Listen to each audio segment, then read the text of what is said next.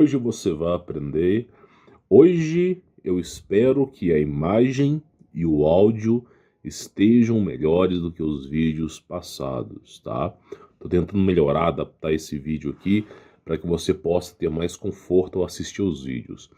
É extremamente importante eu falar sobre uma notícia, não que o meu canal seja um canal de notícias, mas praticamente nós estamos vivendo à beira da extinção humana. Se não for apocalíptica, com certeza será pela degradação do homem.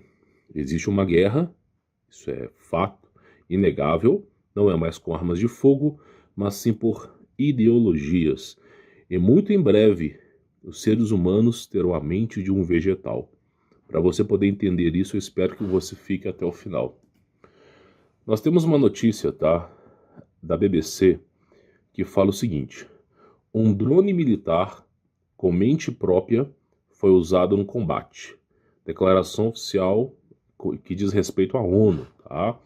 Dia 1º de junho de 2021, 3h09, horário leste dos Estados Unidos. Então, eles já começaram a usar drones com inteligência artificial sem o controle humano para se aplicar em guerra, usando o fruto proibido, o conhecimento para fazer o mal, tá?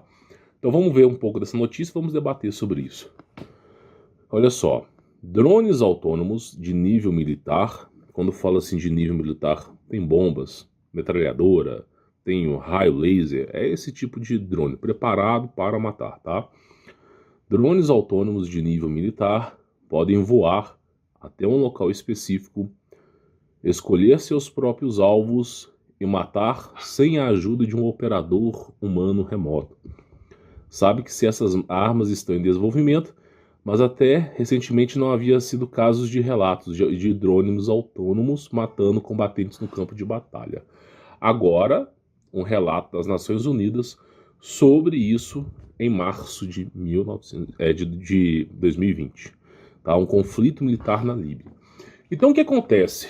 Nós já estamos vendo aí no século XXI, principalmente no ano 2021, o uso da inteligência artificial e aquele que acreditou nas 3 leis, né? Porque tem sempre um otário para acreditar.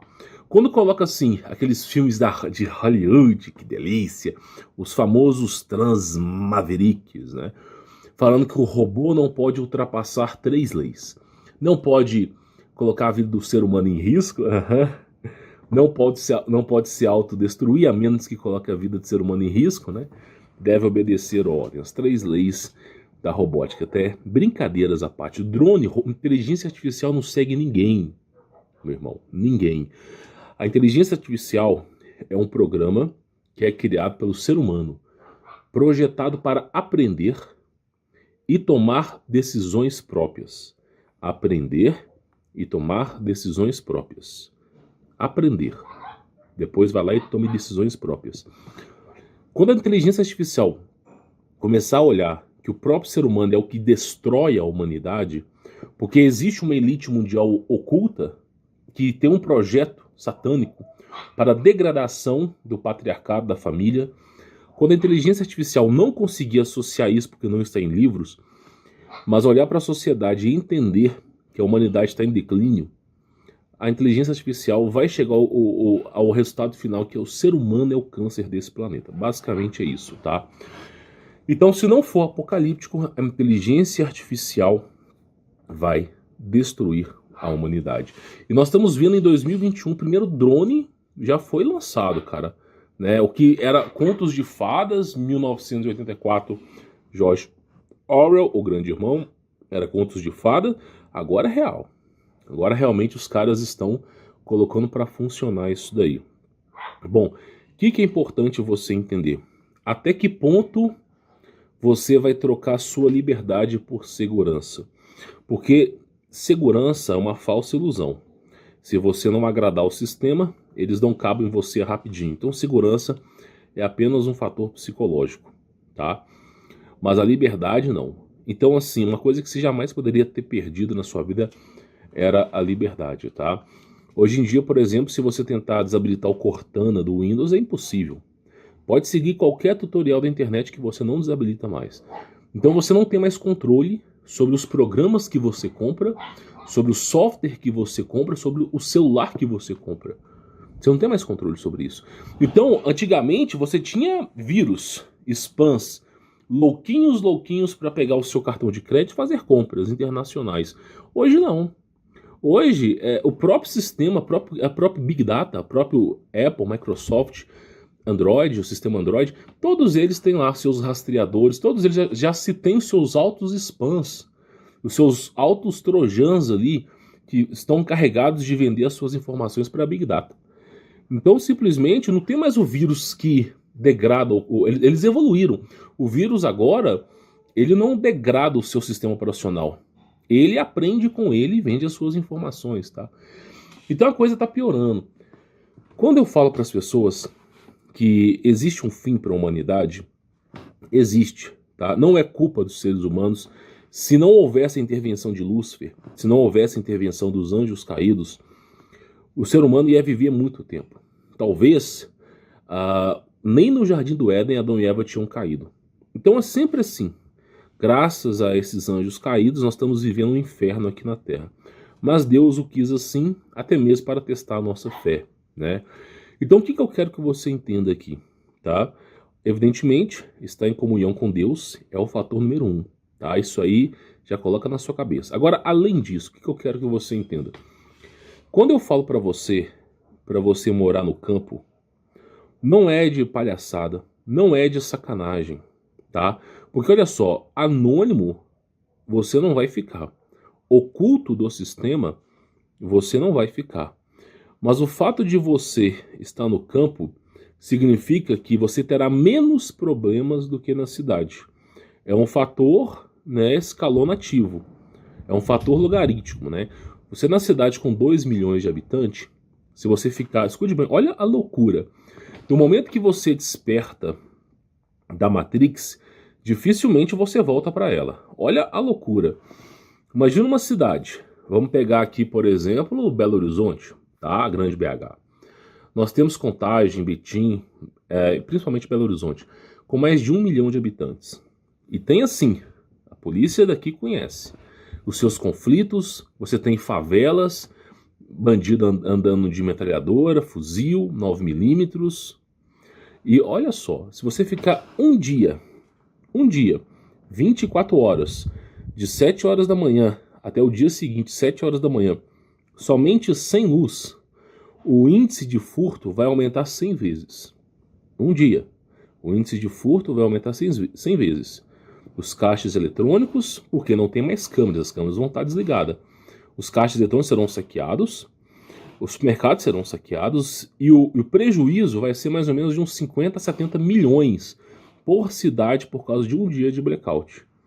Então você vê, a sociedade é um fator psicológico, porque é como se animais estivessem engaiolados ali. Um dia sem energia fará com que as pessoas comecem a saquear as coisas. Agora imagina que o sistema de provisão de água aqui de Belo Horizonte tire. A Copasa, por exemplo, pare de funcionar. A Copasa, a CEMIG não tem energia, não tem água, não tem saneamento básico nem esgoto. Um dia sem nada. Imagina o que vai acontecer. As pessoas vão começar a saquear. As pessoas vão começar a ficar revoltadas. Então, meu irmão, as cidades é o primeiro lugar para entrar em colapso. Um terremoto, um apagão, qualquer coisa, faltando comida, por exemplo, a rede de abastecimento dos supermercados é muito grande. Se faltar um dia, se ocorrer manifestação e eles não conseguirem entregar comida, a galera começa a surtar por fome. Então, as cidades é uma bomba relógio. Sempre foi e sempre será. O fato de você morar no campo é para você ter controle sobre a sua vida. Porque morando na cidade você não tem controle. Morando em apartamento ou numa casa, numa cidade, você não tem controle. Você não faz ideia, são 2 milhões de pessoas, você não foge do controle ali. E muitas vezes as leis que são descritas pela sociedade, por exemplo, se você matar, você é preso, se você fizer mal, você é preso, é apenas uma pequena casquinha para impedir que a pessoa faça mal a você. Eu vou te fazer uma pergunta, tá? Quantas pessoas que não querem o seu mal? Quantas pessoas que não desejam mal para você e para sua família? Quantas pessoas que simplesmente não falam de você pelas costas. São verdadeiras cascavéis. Então, simplesmente, você imagina, se com as leis regidas pelo nosso país e toda essa estrutura já falam mal contra a gente, já praguejam contra a gente, imagina sem esse amparo estatal. Então eu quero que você entenda que o fato de você morar no campo, o ponto principal aqui, não é para você fugir do sistema, é impossível fugir do sistema, é para você tomar controle sobre a sua vida. Porque é muito mais fácil você morar num lugar com 10 mil habitantes, numa região menos povoada, mais espalhado, mais pessoas mais longes, do que você morar num cubículo com 1 milhão de pessoas. Eu, por exemplo, eu tenho uma região bem grande, com alguns acres de terra, que daria para colocar uns 3 bairros de Belo Horizonte assim, para o tamanho de vegetação de mata nativa. Se você pegar, por exemplo, uma casa, um apartamento de 55 metros quadrados, então assim, daria para colocar muitas pessoas. Então o fato de estar despovoado, não quer dizer que o sistema não chegue até mim, não, chega até mim. Só que a diferença é que se der um apagão, um pico de luz, e inclusive no meu caso aqui, já aconteceu várias vezes de morar no campo e ficar 2, 3 dias sem luz, meu irmão. 2, 3 dias sem luz. Até porque eu gravo esses vídeos de antemão. Por exemplo, esse vídeo que eu tô gravando para você aqui, não sei quando que ele vai pro ar, mas é uma semana de atraso aí no canal, devido a esses fatores precários aí. Mas não acontece nada. Por que não acontece nada? Porque são poucas pessoas morando no campo, todo mundo armado até os dentes, com cachorro, com tudo. Sistema de queda de energia. Então, assim, a coisa não acontece. Agora, imagina na cidade, eu ficasse 3 dias sem luz. Então, o campo, para quem quer sobreviver esse inferno chamado terra, eu recomendo que more no campo. É o fator número 1. Uma outra coisa que eu queria comentar com vocês é sobre a Revolução Industrial. Nós estamos na beira da 4ª Revolução Industrial, onde a automação vai tomar conta da maioria dos empregos. Aí o pessoal fala assim, até o pequeno comerciante, até o pequeno empresário comprar essas máquinas milionárias para substituir um funcionário, vai demorar décadas e até lá eu já estou aposentado. É o que você pensa. Muitas vezes você coloca na sua cabeça que aquilo que vai substituir você é um braço robótico de automação. Mas você esquece que o que vai substituir você é programação. Por exemplo, vou dar um exemplo para você, tá? Meu pai, ele trabalha com projetos, né, de empresas, mineradoras, e aposentou, tá? E na época não existia AutoCAD. AutoCAD, para quem não conhece, é um programa de engenharia civil, engenharia elétrica, é um programa feito para você criar coisas. A grosso modo é isso, tá? Quem conhece de AutoCAD pode escrever um pouco aqui embaixo para as pessoas poderem entender. Na época não existia AutoCAD, era prancheta. Então era assim, era uma sala grande, 40, 50 pessoas trabalhando com pranchetas. Aí como é que o pessoal imaginava a Revolução Industrial? O pessoal imaginava, não, vai ter um robô aqui que vai desenhar. Não, não é assim. Então o que eles fizeram? Eles otimizaram o sistema. Em vez de você usar prancheta, esquadro, compasso, régua, todo aquele processo de elaboração de um projeto arquitetônico, empresarial, eles simplesmente usaram um software. E esse software, por exemplo, começou a projetar. E aí simplesmente não precisava mais de 50 funcionários. Passou para 15. E isso com AutoCAD precário. Aí começaram o programa open source, AutoCAD aberto. Começaram a criar ferramentas dentro do AutoCAD, otimizar, não sei o que tal, qualificar as pessoas. Passou para 5. Então de 50 sobrou 5. E todo mundo achando que ia ser um braço robótico que ia substituir. E está substituindo. Já temos hoje inteligência artificial que já trabalha com AutoCAD. Então assim, vai chegar um certo ponto que o ser humano não vai ter mais o que fazer. Não vai ter mais o que fazer. E aí, meu irmão, como é que eles vão dar conta dessa quantidade de pessoas? Nós teremos bilhões e bilhões de pessoas que, em teoria, a inteligência artificial já ocupou a vaga delas. Sem brincadeira, elas se tornarão inúteis, improdutivas para a sociedade. E como é que você acha que o governo vai dar conta disso? Como?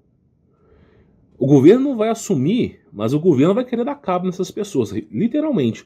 Mas não vai assumir. Então como é que eles vão fazer isso? Terceira Revolução Industrial. Ou Terceira Guerra Mundial. Bem-vindo à realidade, meu filho. Bem-vindo. É o inferno. Então, simplesmente, a guerra matou pouquíssimas pessoas. Na década de 20, para você poder arrumar um emprego, isso na Alemanha e na Europa. Assim, as pessoas tinham 12 filhos, uma média mais ou menos, tá? De natalidade alta, 12 filhos. Eram muitas pessoas. O sistema ensinava para as pessoas que era necessário morar em cidades. Então todo mundo ali se aglomerou. Então desde a década de 20, todo mundo se aglomerou em cidades. Londres, França, Paris, Alemanha, todo mundo aglomerado ali.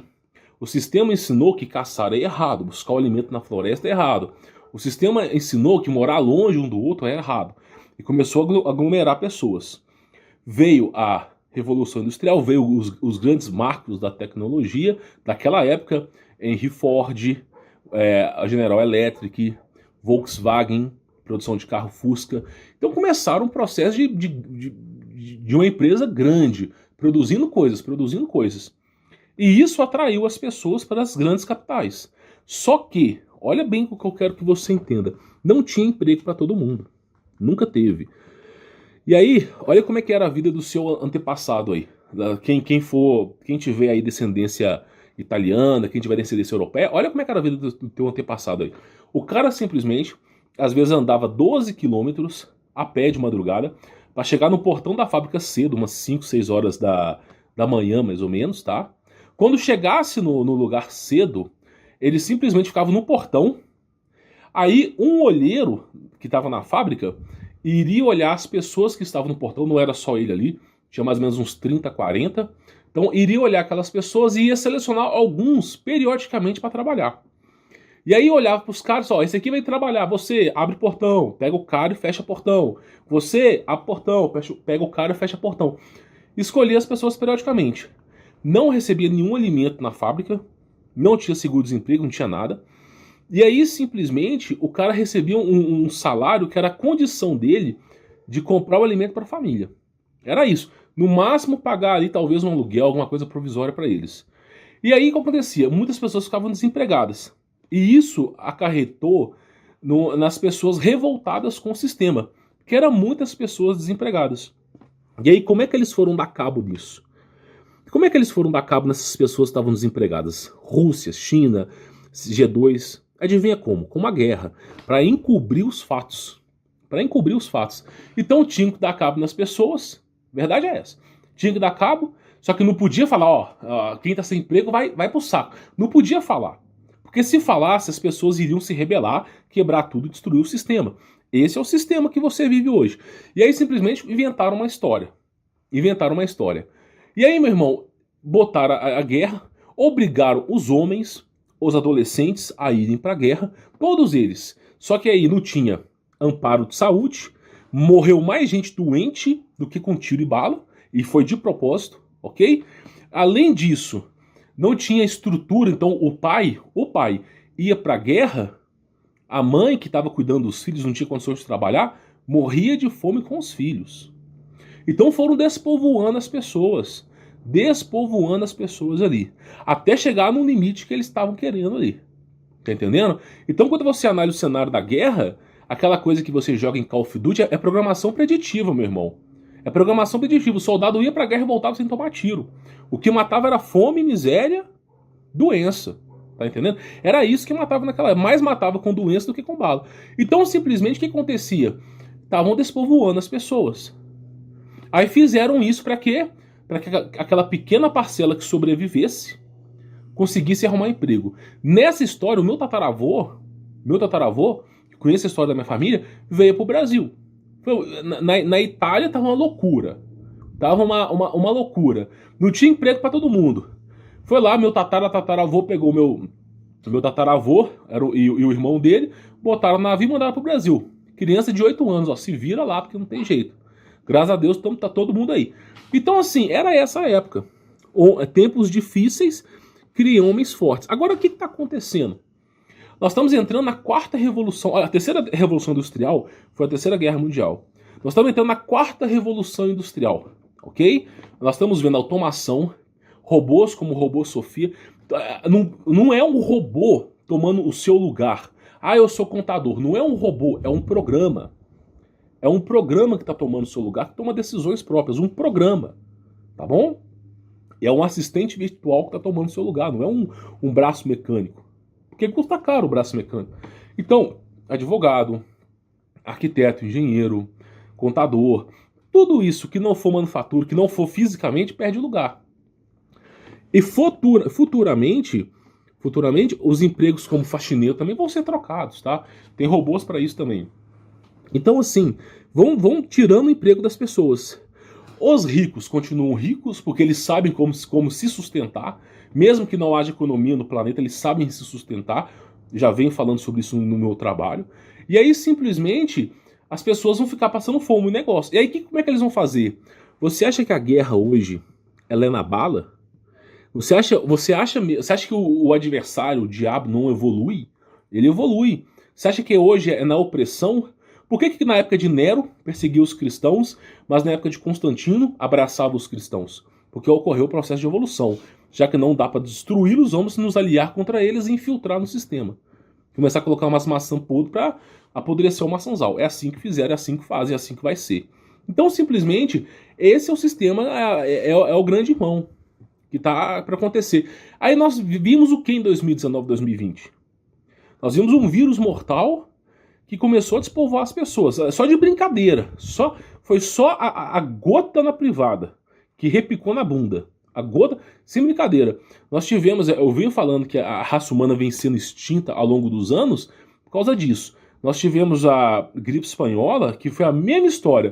Grandes pessoas aglomeradas deram cabo nas pessoas. Varíola nos Estados Unidos, grandes pessoas aglomeradas deram cabo nas pessoas. E agora, ao que tudo se indica, grandes pessoas aglomeradas vão dar cabo nas pessoas. Então, assim, é a ponta do iceberg.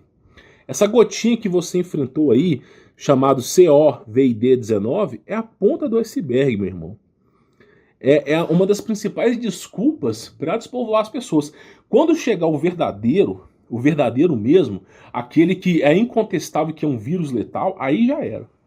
E os caras eles têm aviões para fazer o processo de chemtrails, eles têm tudo para fazer.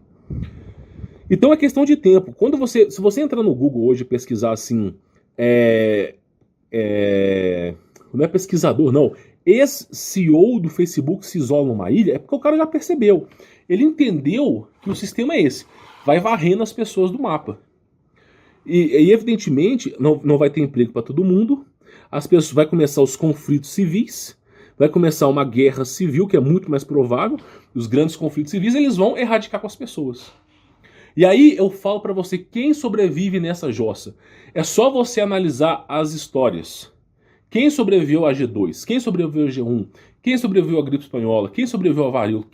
Quem foi aquelas pessoas que estavam sempre sobrevivendo quando a merda batia na bunda? Quem eram essas pessoas? As pessoas que não moravam nas cidades. Simples assim. Quem não morava nas cidades tinha maior taxa de sobrevivência. Por quê? Olha só, você não estava exposto ao vírus. Ponto número 1. Segundo, você cultivava seu próprio alimento. Então, se de fome, você não morria. Terceiro, os caras super bem armados. Então, eles davam um jeito com a segurança deles. Não vou ensinar isso aqui. Davam um jeito. E aí, simplesmente, os caras resolviam todos os problemas. Né? Patriarcado, família, o cara era valente, o dia inteiro na mão enxada, morava isolado. Então, o que acontecia? Quando o sistema queria ter o controle das pessoas, o sistema atacava logo no núcleo as grandes metrópoles, as grandes capitais. Era assim que era a pauta de Hitler. Ele atacava simplesmente as grandes capitais. E aí o que acontece? Você olha, como é que o cara vai fazer? Olha só, as grandes capitais representam 0,0001% do território daquele país. As grandes capitais. É assim, uma ponta de agulha no oceano. Só que é uma ponta de agulha no oceano que é muito povoada. Agora, como é que o cara vai varrer essa imensidão de pessoas, sabe, não tem estrutura para isso. Hoje em dia até tem drone, mas não tem estrutura para isso. Quando você viaja de avião, para quem já viajou, cara, você olha para baixo e só vê mato. Por exemplo, quem já viajou para São Paulo, cara, São Paulo é desse tamanhozinho assim, ó. Como é que eu vou explicar? É desse tamanhozinho assim, ó. É o tamanho da palma da mão. Essa aqui, ó, mais ou menos, ó. Isso aqui é São Paulo, ó. Tamanho da palma da mão, tudo isso aqui de verde. E isso chegando em São Paulo. E tudo verde. Então, assim, não tem como você ficar acessando todo mundo. Você vai atacar os núcleos. entendeu? Então sempre foi assim, quem sobrevivia a esse inferno de despovoamento era quem morava no campo. E eu enxergo que o que está acontecendo agora, vamos dizer que é um processo recíclico. É um processo que vai acontecer. Quarta Revolução Industrial, não vai ter emprego para todo mundo, vai começar realmente os grandes problemas aí, tá? Os grandes problemas vão começar, aí sim, meu irmão. Aí sim. Então, assim, aí para piorar a situação, eles ensinam para você aqui no YouTube, tá? Que você tem que ir para floresta. Porque para quem vê de longe, de forma superficial, é até inteligente, não, vou ficar na floresta, ninguém me acha mesmo. Correto, está corretíssimo. Só que estaria correto se nós não tivéssemos problemas com o mundo espiritual. Não tivéssemos problemas com as pessoas que estão despreparadas para morar em sítio, que dirá morar em floresta. Por exemplo, floresta, você entra na floresta, o mato está 2 metros de altura, você tem animais peçonhentos, aranha armadeira, picu já era, cobras, coral verdadeira, cascavel, entre outras, aí picou já era. Você não tem alimento fácil. Se você for comer carne de tatu, qualquer tipo de animal que está na floresta, você não sabe como preparar essas carnes, elas são altamente contaminantes. Então, assim, os caras estão totalmente despreparados. Então, o que acontecia na G2? Quando o exército perseguia as pessoas, isso aconteceu. Depois que eles começaram a despovoar as pessoas da cidade, eles começaram a ir nas fazendas. E aí eles começaram a extorquir o alimento dos fazendeiros. Extorquir o alimento. Aí nos filmes é tudo bonito, né? A família escondida no sótão, o fazendeiro encarando o exército tomando um tiro. Você acha que acontecia isso? Meu irmão, na hora que brotava um cara do exército, todo mundo fugia pro meio do mato. Os caras enterravam, os caras tinham, não vou dizer galão de gala que não tinha na época, mas eles enterravam comida na terra. Pegavam comida, é pro exército? Jogavam veneno na comida, se dane essa porcaria aí. Escondiam as... Os caras não... Eu não posso ficar falando, mas os caras não deixavam, não facilitavam a vida mesmo.